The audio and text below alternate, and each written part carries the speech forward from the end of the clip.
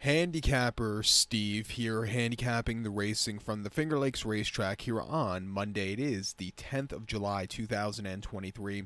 Gonna look at the third race from the Finger Lakes, but before I get on to that, remember to please follow me on Twitter at Horse Racing Kid 5 for more selections for race courses around the world, and also join me this upcoming Thursday for my Saratoga opening day preview. It's gonna be an excellent day of racing there from Saratoga, so I hope you check out that preview. It should be up tomorrow, so look out for that.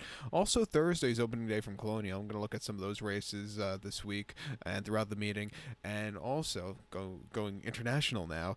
Starting Thursday is the July Cup meeting from Newmarket. And you have a very good race called the Bahrain Trophy, which is for 3-year-olds going over a staying trip. You'll see quite a few of those horses come out of that race to run in, the St. Ledger later in the year. That's the same race Chip Beer came over to come over to win the Jockey Club Derby and went on to win the Briz Cup Turf. So, watch out for the my Newmarket previews this weekend. And also while I'm here promoting, also on Friday, join me for my Longchamp preview, the Grand Prix de Paris video. It's Bastille Day in France, so I'm gonna look at the big races there from Paris.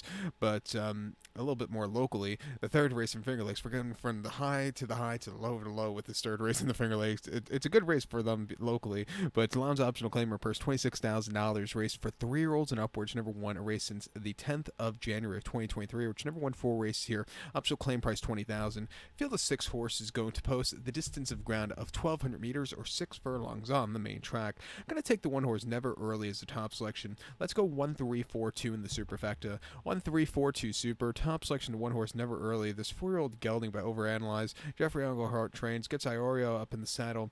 The horse's most recent outing came 19th of June at the Finger Lakes. 6 furlongs and optional 20 claimer. Similar conditions as today. And the horse finished 5th by 6 1/4 lengths that day. I just don't think he liked the Y trip. He never quickened up. It wasn't his day to win.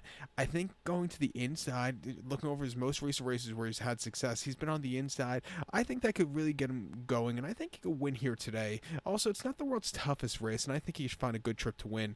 Two back, he ran Lounge for his 25,000 at Finger Lakes, 6 furlongs, 22nd of May. He won by 4.5 lengths, and from a tracking trip, he was a little bit wide late, but when he quickened up, he got the job done. A very, very good run for it being the horse's first starts in Saratoga of 2022. The 24th of August, to be exact, at the Spa, 6.5 and a claiming third 2,000. He finished second by a head that day, and he set the pace after not the best beginnings. He got caught right at the wire by Cathedral Beach, but this horse, he ran his heart out that day. And then the 3rd of August, Saratoga, 6 furlongs and a claiming 25,000. He finished third by 5 1/4 lengths that day. Not the best beginnings, a little bit wide, but he ran okay. I've seen worse races for him. I would say the race before was worse. This was on the 13th of July at Finger Lakes, 5.5 in a Lounge race, 23,000. He finished 4th by 6.5 lengths that day. He just absolutely had nothing at all. Crappy run. He won 3 times last year. Once before that on the 20th of June, going 6th in a Lounge race here. He won it by 3/4 length, closing up from nowhere. I thought he ran a good race there. And then he won at Aqueduct, going 7 furlongs and option 50 in April 2022. And then he broke his mane quite impressively, I thought, at Aqueduct in March the 19th of 2022. It's going 6 furlongs and a maiden claiming 20,000.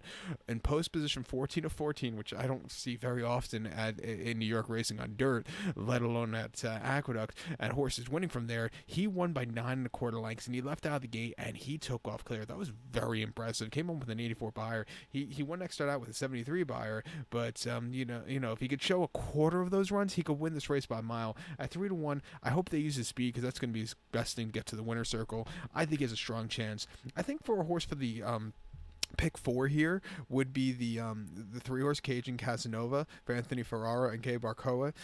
Nearly won an optional 20 here on the 19th of June, going 3/4, where he finished second by a length. He was a little bit wide, but he was gaining late. Prior to that, he won going 5 on the 15th of May, quite easily, cutting back and trip. His races over the winter at Tampa weren't bad at all. He ran speed figures that could definitely win against these horses. I'll use him on the ticket here at 2-1. He's training well. So to recap my selections for the third from the Finger Lakes, going to take the one horse Never Early. Give kudos to the 3-horse Cajun Casanova. 1-3-4-2 super. 1-3 in your multi-race. So good luck to him. Please follow me on Twitter at Horse Racing Kid 5. Good luck, everybody.